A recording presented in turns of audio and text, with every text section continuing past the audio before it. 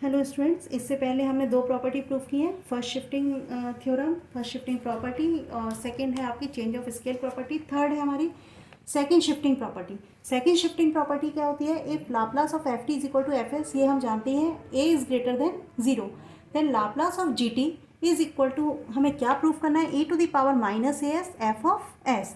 अब यहाँ पर जी टी एक नया फंक्शन है, जी टी हमको पता नहीं है, तो यहाँ पर गिवन है कि g T is equal to है f of T minus a. इसमें कंडीशन दी हुई है टी ग्रेटर देन ए के लिए जी टी की जो वैल्यू है एफ ऑफ टी माइनस ए है, and T less than a के लिए जी टी की जो वैल्यू है वो जीरो है। तो हम यहाँ पर left hand Laplace of f t is equal to f s, ये तो हम जानते हैं। अब हमें क्या लेकर चलना है? लेफ्ट हैंड साइड लेकर चलना है लाप्लास ऑफ जी टी, और प्रूफ क्या करना है? E to the power minus a s f of s. तो हमने लिखा Laplace of G T is equal to, Laplace की डेफिनेशन के अकॉर्डिंग चलेंगे यहाँ पर, तो क्या लिखेंगे? Integration limit zero to infinity e to the power minus s t, f t की जगह क्या आ गया? G t d t. अब यहाँ पर जो जी टी का फंक्शन है, जी टी की जो वैल्यू दी हुई है यहाँ पर, वो हमें क्या दी हुई है? ब्रेक करके दी हुई है, मतलब zero to a, t greater than a के लिए दी है और टी लेस देन ए के लिए। तो यहाँ पर हमने क्या किया? इसको जीरो टू इन्फिनिटी को हमने टू पार्ट्स में ब्रेक किया।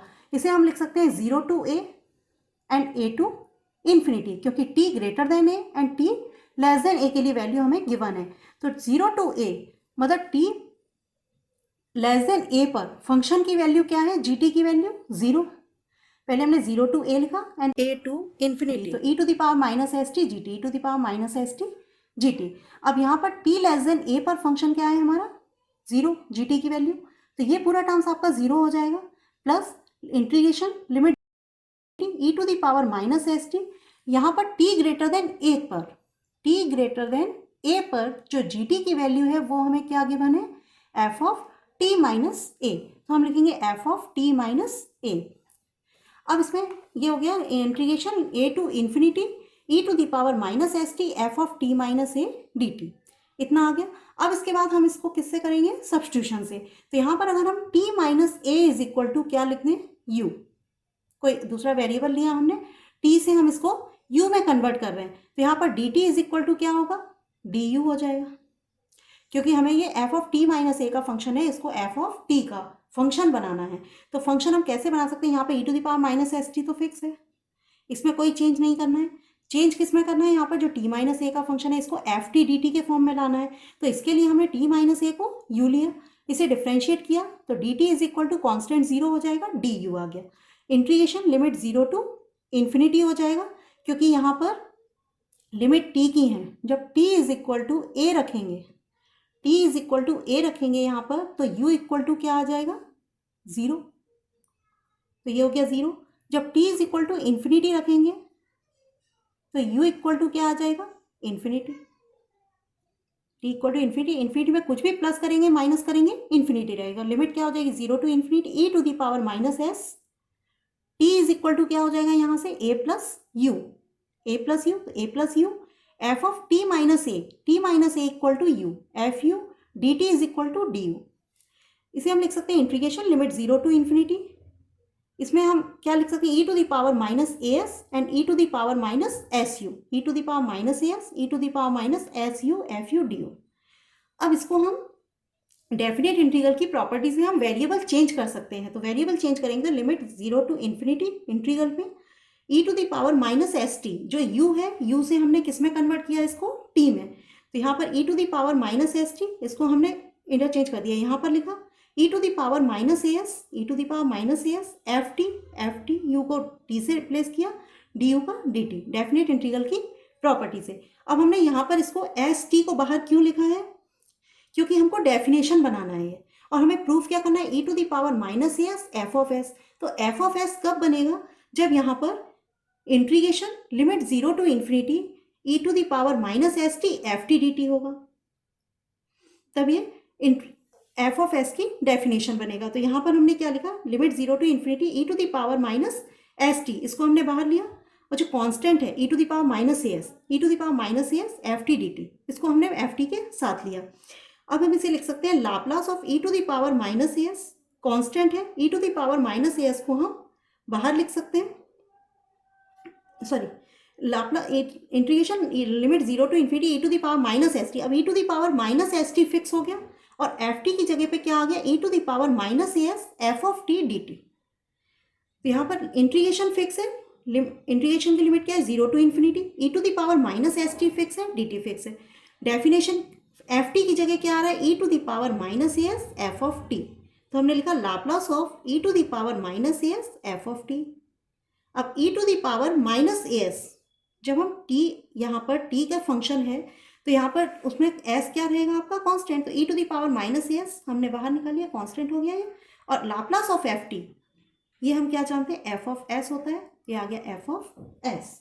यही हमको प्रूफ करना था।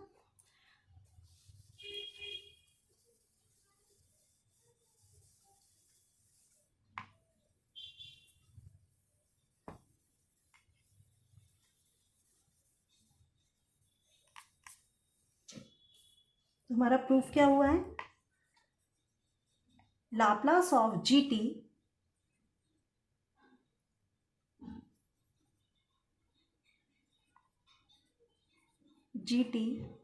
Is equal to e to the power minus a s f of s. अब इस पर बेस्ड हम एक एग्जांपल देखते हैं, find Laplace of G T.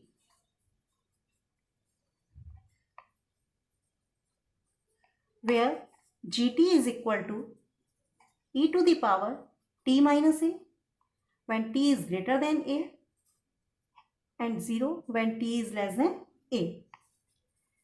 पहले हमने की थी first shifting property. First shifting property हम कैसे आइडेंटिफाई करते हैं कि इसमें फर्स्ट शिफ्टिंग प्रॉपर्टी से इसको सॉल्व करना है, उसमें एक्सपोनेंशियल टर्म्स फिक्स रहता है, मतलब e to the power a t f t. तो यहाँ पर e to the power a t fix रहता है और एफ टी की जगह पे वैल्यूज चेंज होती हैं, मतलब यहाँ पर t to the power n हो सकता है, टी टू द पावर 3, 4 या साइन 80 कॉस 80 कुछ भी हो सकता है।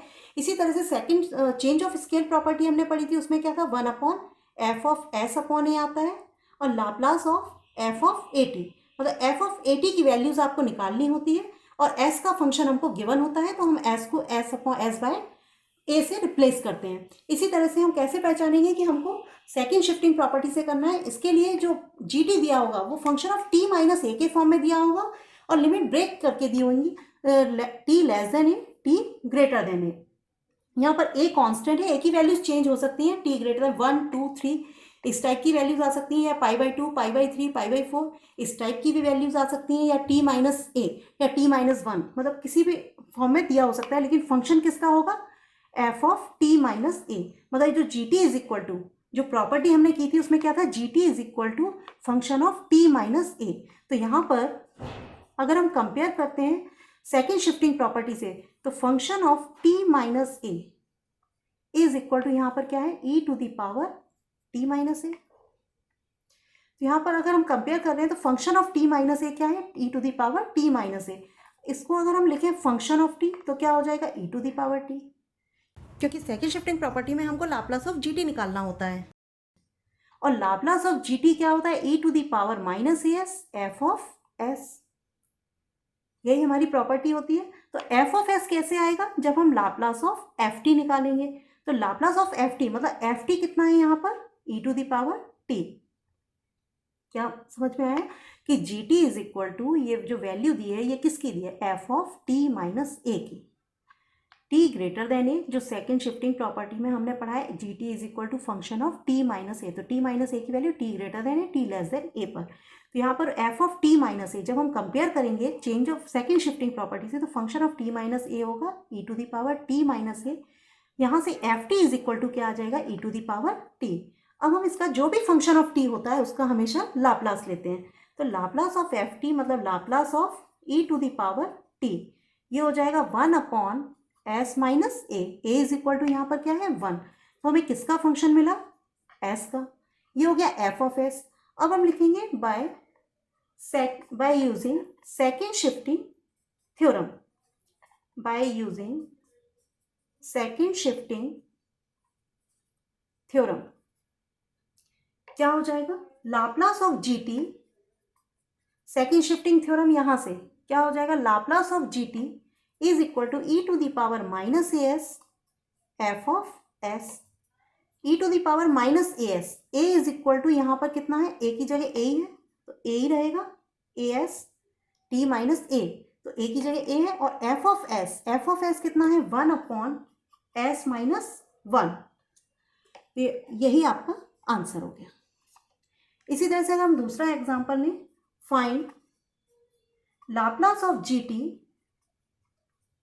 Where gt is equal to sin t minus pi/3 t greater than pi/3 and 0 when t is less than pi/3।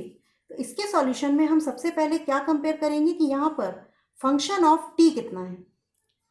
तो function of t minus G T की value जो दी है वो क्या किस में दी है, यहाँ पर function of t minus a के फॉर्म में, जो हमारी सेकेंड शिफ्टिंग प्रॉपर्टी है g T is equal to function of T minus a, तो उस फॉर्म में दिया हुआ है। तो function of T minus a कितना है, sine t minus pi/3, a is equal to यहाँ पर कितना है pi/3, फंक्शन ऑफ टी ये कितना हो जाएगा साइन टी। अब इसका हम लाप्लास, जो भी फंक्शन ऑफ टी होगा उसका लाप्लास निकालेंगे, क्योंकि हमको यहाँ पर e⁴ एफ ऑफ एस चाहिए होता है, और एफ ऑफ एस के लिए हमको लाप्लास ऑफ एफ टी निकालना होता है। ये हो गया लाप्लास ऑफ साइन टी। अब इसमें a इज इक्वल टू यहाँ पर क्या है 1, तो a अपॉन मतलब a/s² plus a², a is equal to 1, s² plus 1², ये हो गया एफ ऑफ एस। अब हम लिखेंगे सेकेंड शिफ्टिंग प्रॉपर्टी।